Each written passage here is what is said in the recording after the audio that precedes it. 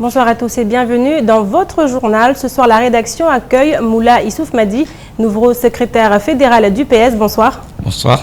Alors c'est vous qui êtes désormais à la tête du Parti Socialiste à Mayotte. Vous succédez ainsi à Ibrahim Aboubacar. Nous vous reviendrons sur l'élection, sur ce qu'elle implique dans ce journal. Mais d'abord, voici les titres de ce vendredi 12 juin.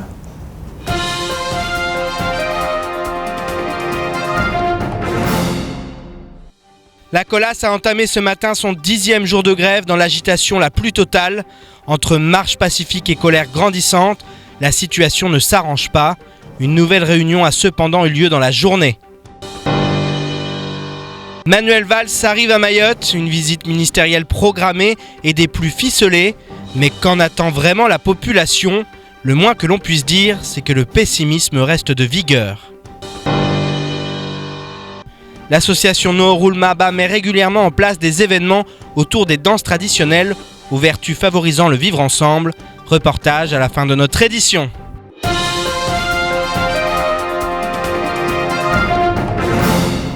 Dixième jour de grève à la Colas et toujours pas de sortie de conflit en vue. Chaque jour qui passe rend l'issue incertaine. Ce matin, les salariés étaient très remontés face à leur direction qu'ils accusent de tromperie. Les discussions ont repris dans la journée alors que les questions de salaire ou de contrat de chantier ne sont toujours pas résolues. Le ton monte et la colère gronde. Les explications signées Pierre Bellucci et Bastelidi. De l'huile sur le feu, difficilement vérifiable mais que les salariés dénoncent depuis ce matin. Un échange de bons procédés aurait eu lieu entre la Colas et la Sogea. En effet, cette nuit, du matériel de construction aurait été acheminé de la carrière ETPC de Koungou par des camions Sogea afin d'alimenter les chantiers en matières premières. Pour contester ce qu'ils considèrent comme une atteinte au droit de grève, les salariés Colas ont donc décidé ce matin de rejoindre leurs collègues sur le site de Koungou en marchant pacifiquement.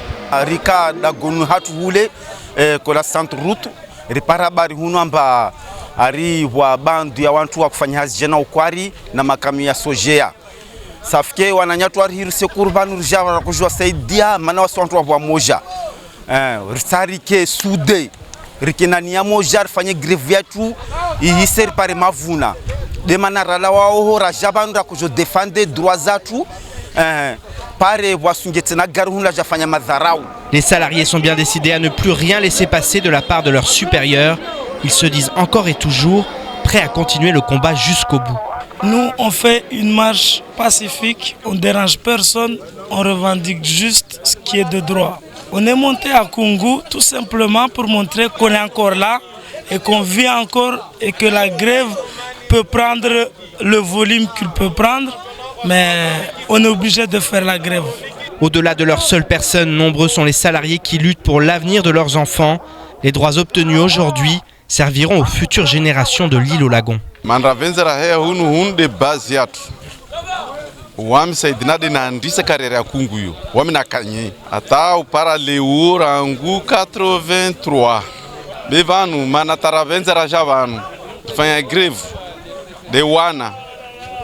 Manfaza wana meso na waju bevanu wasi yatu mazazi iviri karsina tena maisha Colas au paraleo safike vanu rulawa risimia Mungu amba waringali evo. Plus les jours passent et plus le bras de fer se durcit. Les salariés vont bientôt entamer le Ramadan dans un contexte difficile, mais vont-ils céder pour autant? Rien n'est moins sûr. Et souvenez-vous, en 2011, Mayotte a vécu 44 jours de blocage, une grève généralisée pour lutter contre la vie chère et les inégalités sociales. Moins de 4 ans plus tard, les mouvements se succèdent et le climat social laisse craindre le pire. Pour les représentants syndicaux présents ce matin dans la matinale de Kwezi, les choses sont claires. Mayotte est sous le joug d'un conflit social de grande ampleur. Un sujet signé Pierre Bellucci. La grève de 2011 contre la vie chère est encore dans toutes les têtes. Elle a marqué la population et terni une économie qui peinait déjà à décoller dans un 101e département en retard. Avec les mouvements qui se succèdent, la menace d'une nouvelle grève généralisée plane plus que jamais. D'autant plus que dès la semaine prochaine, d'autres mouvements sont à prévoir. La semaine prochaine, il y a encore de multiples grèves. Ouais, notamment, on parle de Somaco, je crois. Voilà, il y a Somaco, il y a Total, il y a plusieurs. Ouais. Donc, alors, où sont MEDEF? Les MEDEF, ils sont où? La FMBTP, ils sont où? Mayotte 2025 vient d'exploser. Pourquoi? Parce que j'ai senti, je le ressens depuis un certain temps, que l'exigence de l'égalité sociale, l'égalité réelle qu'ils disent, à Mayotte, on ne veut plus entendre, on ne veut pas attendre encore une dizaine d'années. L'ambiance n'est plus à l'attente, les syndicats en ont aujourd'hui conscience et avouent que Mayotte est proche de l'explosion. Tout le monde en a marre. Donc, si vous dites qu'on aura tout perdu, il y a les guerres qui sont passées, on a beaucoup perdu et on a reconstruit. Et on reconstruira Mayotte, j'espère. C'est vers ça que vont aujourd'hui les syndicats? Il va falloir tout casser pour reconstruire? Mais non, c'est pas ça. Nous, on n'est pas dans leur tête. Eux non plus sont pas dans notre tête. Ouais. Mais c'est systématique. Est-ce que ça risque d'exploser? Bien sûr, ils le savent tous. Mais ils sont en train de gérer au jour le jour le truc, de l'heure en l'heure, parce que quand on reprend l'exemple de la Colassière, où le président du CD est venu dire aux gars d'aller vers la Diecte et qui se retrouve mené en bateau. Voilà, donc ça sera ça, l'explosion. Ça viendra de nulle part, mais en tout cas, ça sera en pleine figure. Est-ce qu'on peut l'éviter encore? Alors, est-ce encore évitable? La question est aujourd'hui posée et pousse Alice Yaka à lancer un appel. Je lance un appel à M. Valls que on a beaucoup entendu le langage du bois à Mayotte. Cet langage du bois, stopper. Non, donc à Mayotte, on ne peut plus attendre que, il y a 2025, il y a 2070, il y a 2000... Non, maintenant, il faut rester terre à terre si on veut être objectif et sortir de cette situation de tension. Moi, je le dis, c'est de tension sociale. C'est pas de tension à aller dans la confrontation, mais c'est de tension sociale. C'est inévitable. La balle est maintenant dans le camp de Manuel Valls et de tous les responsables politiques, car l'embrasement semble proche. Alors je me tourne vers vous, vous êtes le nouveau secrétaire fédéral du PS et on l'a vu dans ce reportage, Mayotte en pleine ébullition et le conflit est présent constamment, on voit des grèves de partout. Quel est votre sentiment maintenant que vous avez accédé à ce poste ? Tout simplement qu'il faut sortir de cette crise, ce climat social n'est pas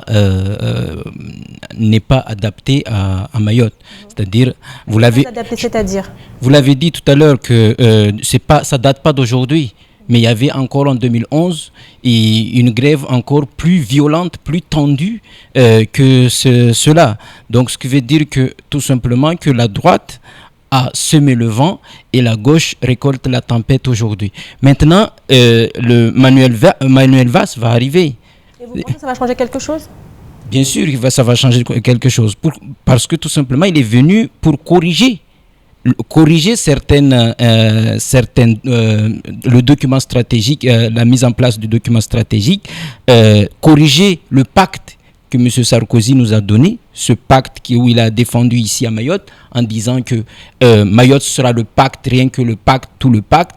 Monsieur le Président de la République, François Hollande, d'ailleurs, je crois qu'il faut s'y attacher là-dessus, que ce gouvernement a beaucoup d'intérêt, porte beaucoup d'intérêt pour Mayotte, parce que nous avons vu, depuis que François Hollande est là, des ministres défiler à Mayotte.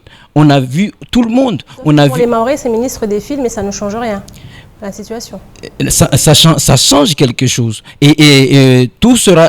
Parce que là, avant, c'est-à-dire avec la droite, on avait le document, le pacte qui a été rédigé par Paris.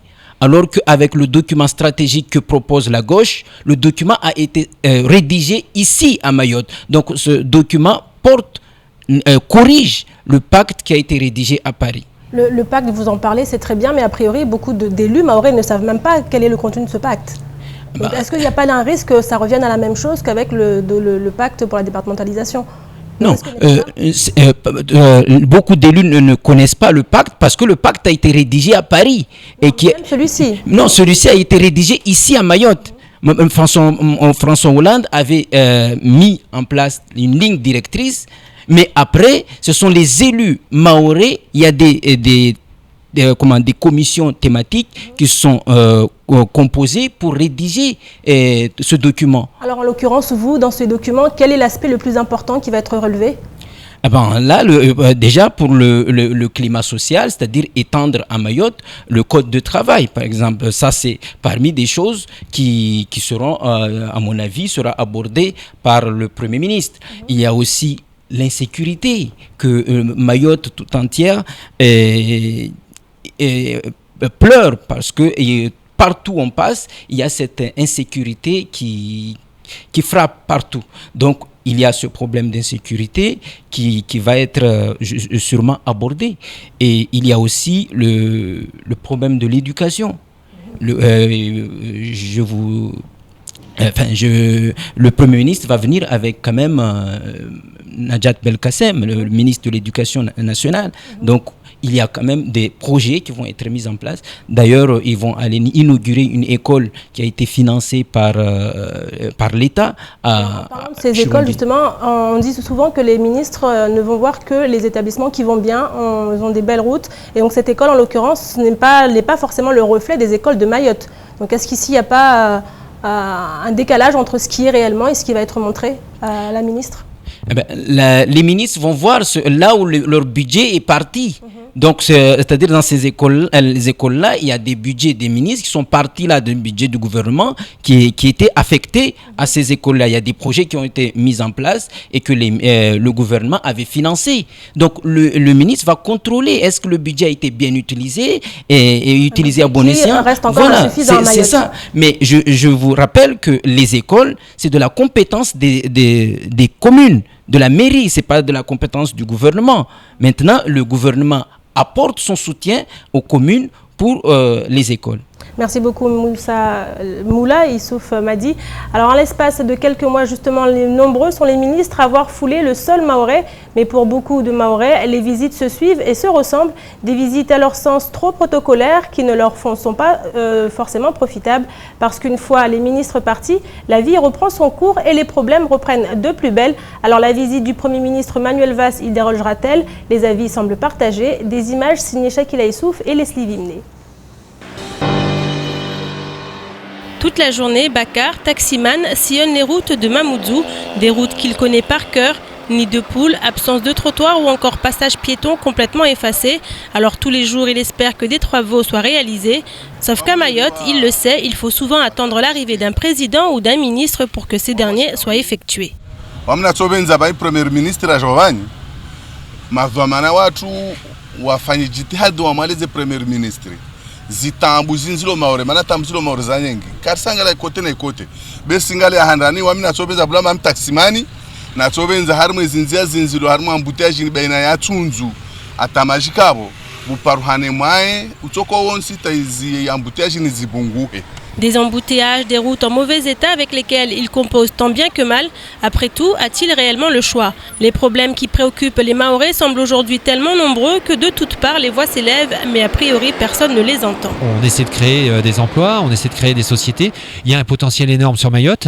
Le potentiel, on le sait en France, le tourisme à Mayotte, il y a un gros potentiel touristique.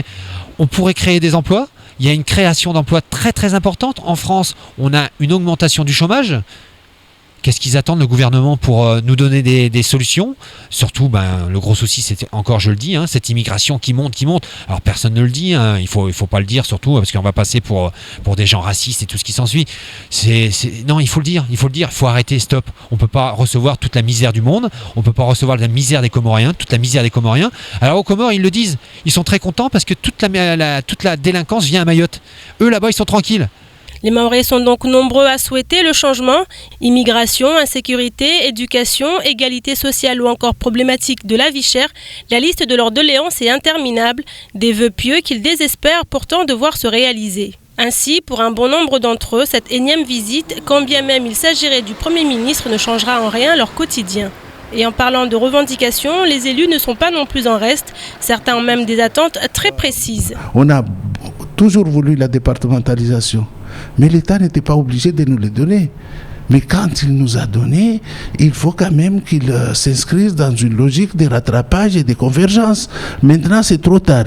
Et pour nous, et pour lui. Il faut que tout le monde se mette autour d'une table de travail. Des attentes nombreuses, mais reste à savoir lesquelles seront satisfaites. Et si certains affirment ne rien attendre de l'arrivée du chef du gouvernement, on rappellera tout de même qu'avant de repartir pour d'autres contrées, celui-ci procédera à la signature du contrat de projet État-collectivité et du document Mayotte 2025, des documents stratégiques pour le développement de Mayotte. Alors verre à moitié vide ou à moitié plein, à chacun d'y voir ce qui lui plaira. Nous en parlions tout à l'heure, l'arrivée du Premier ministre très attendue ou pas pour certains. Alors du côté du PS, quelles sont réellement les attentes des partisans de votre parti? Les attentes, je crois que vous l'avez dit. C'est-à-dire Ce sont les mêmes que les restes des Mahorais? Sûrement, puisque le Premier ministre il va venir tout simplement pour signer le document stratégique Mayotte 2025 et aussi le contrat de projet État Mayotte. Donc, ça veut dire quoi? Ça veut dire tout simplement qu'aujourd'hui, les Mahorais attendent, parce qu'ils entendent ce document. Ils entendent, on en parle, mais pour l'instant, ils ne connaissent pas le contenu. Justement, et le rôle des élus mahorais dans cela, comment se fait-il qu'il n'y a pas eu cette information auprès des Mahorais? C'est parce que le Premier ministre va le dire. Il va apporter maintenant tout à fait. Le Premier ministre va dire le contenu de ce document et les moyens qui seront mis en place pour le développement de Mayotte. Et c'est là, moi, quand j'ai dit tout à l'heure que c'était quand même un document qui va corriger le pacte qui a été mis en place, voilà quelque chose qui va corriger pour les Mahorais et qui va apporter quelque chose. Donc le président de la République l'avait dit. Il est passé, il a dit qu'il avait mis un projet Mayotte 2025. Maintenant, le Premier ministre va signer, ce qui veut dire que le Premier ministre va acter, va confirmer, concrétiser ce qu'avait dit le président. Donc la promesse du président est tenue. Maintenant, il faut juger le gouvernement par rapport à ses actes. Mais juger un gouvernement par rapport à ses actes, ce n'est pas aujourd'hui. Mais on va partir de ce document, à partir de là, on saura quels sont les effets de ce document. Pas, ça, ils veulent des résultats aujourd'hui. Oui, mais les résultats aujourd'hui, tout simplement, c'est parce que ce que j'avais dit tout à l'heure, la droite avait sémé le vent et la gauche récolte la tempête. Vous voyez toutes ces tempêtes climat social qui réagissent tout le temps. Ce ne sont pas les enfants de la gauche, ce sont les enfants, toute la délinquance dont on parle. C'est les enfants de la droite. Ce sont des enfants qui ont 14-15 ans. Et les enfants qui ont 14-15 ans, ce sont des enfants de la droite. Donc, il faut s'en occuper. Et la gauche est là pour justement s'occuper de tout ce qui est volet social. Et on ne va pas abandonner ces enfants-là. Alors parlons justement de la gauche, votre parti, le PS, vous avez été élu hier, donc sur les 237 suffrages exprimés, 89% ont été exprimés en votre faveur. Alors vous succédez également à Ibrahima Boubacar. Quelle est votre vision de Mayotte de demain à votre poste? Qu'est-ce que vous comptez faire de plus que votre prédécesseur? Il y a une chose, c'est-à-dire que c'est difficile de succéder à un député de Mayotte, à une personne qui a quand même fondé ce parti. Ça, je pense qu'il faut le dire. Et je ne peux pas non plus prendre les rênes de ce parti en écartant Ibrahima Boubacar. Je travaillerai avec lui et je travaillerai aussi avec toutes les forces vives du Parti socialiste, mais aussi de toute la gauche.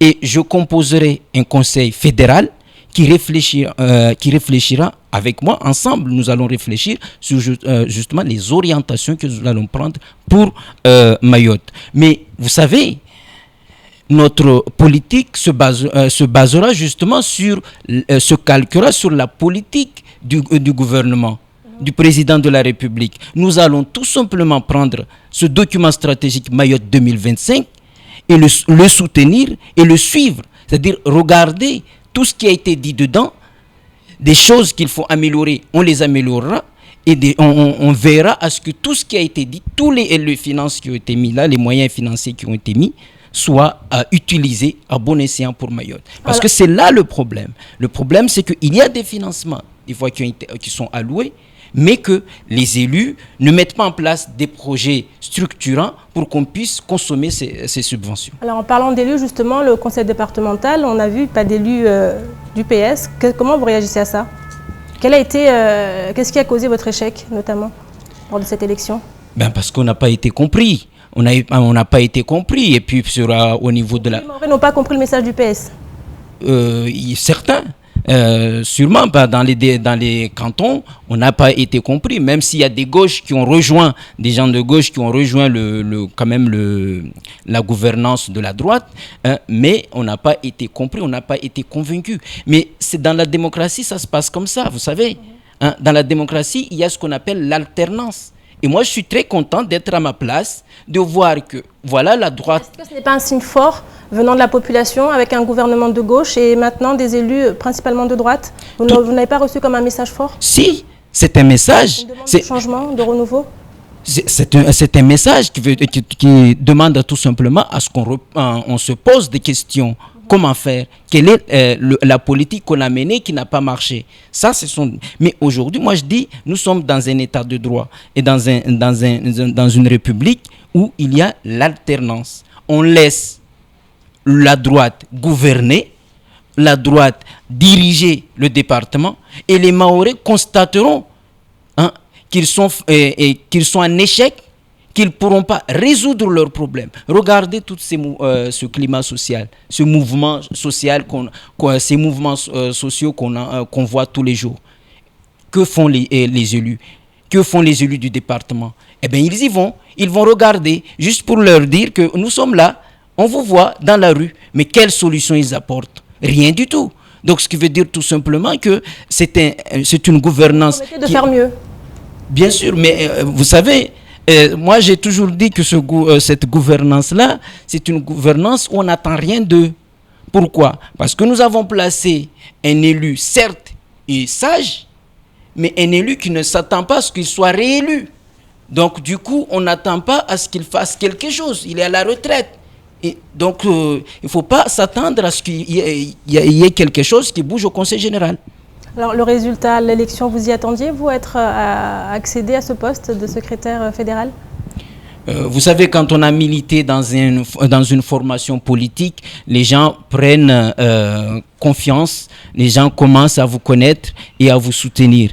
Et à partir du moment où les gens te disent, bon, nous voyons que toi, tu peux nous fédérer, donc tu t'engages, parce que tu aimes la politique, parce que tu aimes ce parti, ta formation politique, et pour réunir toute ta famille.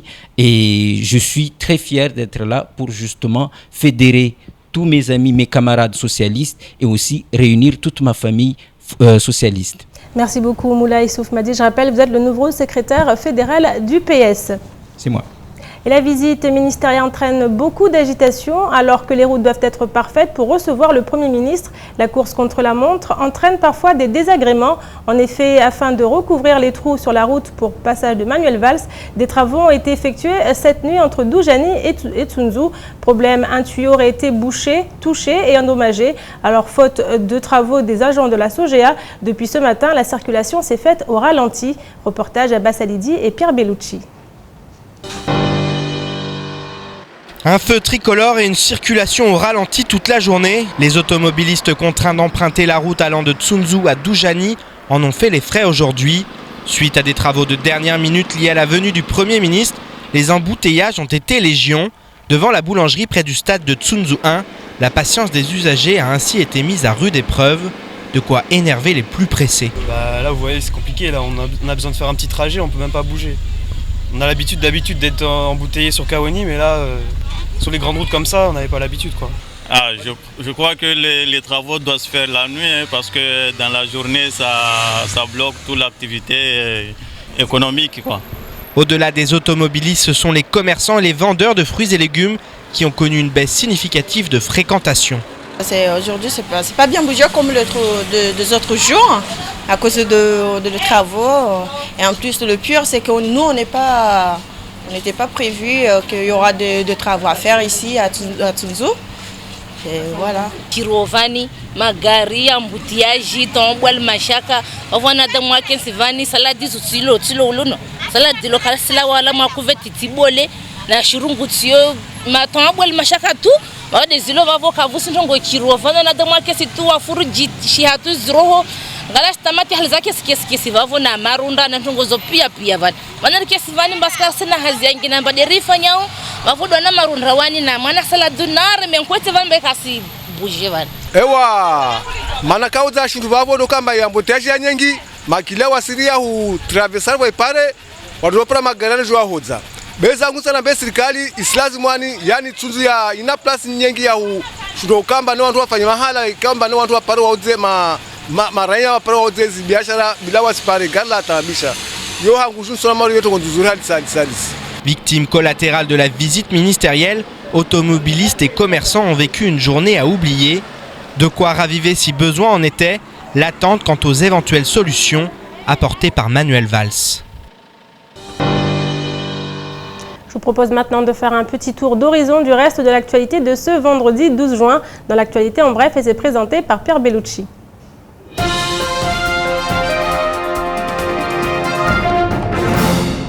Dans un récent communiqué, le MEDEF Mayotte explique avoir multiplié les démarches auprès de la direction de la DIECT et du préfet de Mayotte pour obtenir le droit commun dans un domaine apparaissant basique, la mise en place de l'intérim.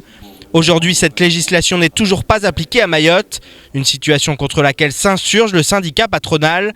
Dans ces conditions, Thierry Galarme, le président du MEDEF Mayotte, a demandé le soutien de Pierre Gattaz, le président national du syndicat.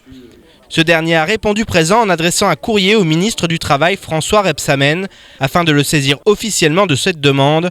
Affaire à suivre. Mercredi soir à Passamenti, plusieurs jeunes femmes dont l'une est enceinte discutaient en bord de route lorsque des coups de feu ont été entendus. La future maman a été touchée et légèrement blessée par ce qui semble être des coups tirés par une carabine à plomb. Elle a été immédiatement transportée au CHM.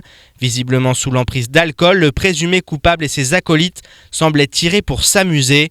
Voilà de quoi relancer le débat sur la présence d'armes à feu à Mayotte, même si force est de constater qu'elles existent bel et bien.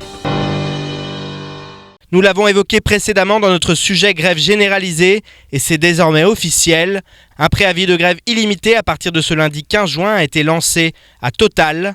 De nombreuses revendications sont mises sur la table par les salariés et une fois n'est pas coutume, l'application de la convention collective pétrole est au cœur du futur conflit à venir, tout comme la participation des salariés aux fruits de l'expansion de l'entreprise ou encore la simplification des procédures des avances sur salaire et acompte.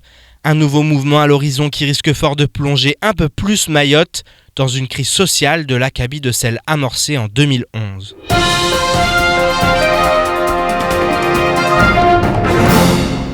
L'intégration passe par la culture et à Mayotte, les communautés se côtoient et se rencontrent tous les jours. Si le choc des cultures engendre parfois des conflits, il existe aussi de nombreux côtés positifs au mélange de celles-ci. Ainsi, l'association Nurul Mahaba de Dzoumouénié a organisé des festivités autour de la danse du Wadaha, une danse traditionnelle et culturelle pratiquée à Mayotte et originaire d'Anjouan. L'occasion également pour les adhérents de récolter quelques deniers afin de financer de futurs mariages ou autres grands événements de ce genre. Un reportage, Shakila Essouf et Fred Souleymana.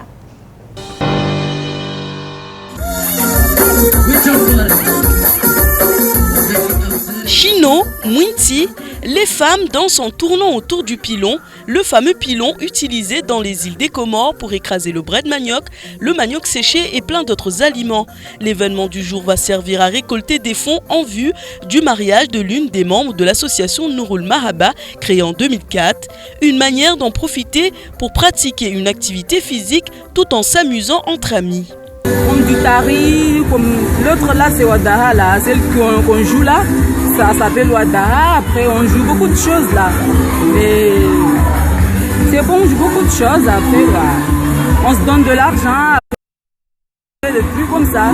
Même si le cadre est très festif, l'objectif de cette fête reste de permettre à une mère de famille de récolter suffisamment d'argent pour organiser le mariage de sa fille en grande pompe.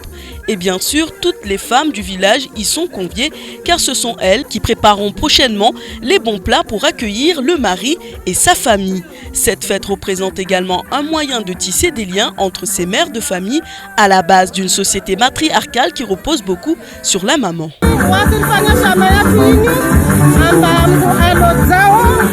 wasi jombishi ya ponzo na ponzo la tulini wasi jo kotize market sangia litikia musu harwai vya envelope ya heja rimba mama tuzini wasi sana kama wasi wamkwani na wanyama wasi bado sijata singia na maana.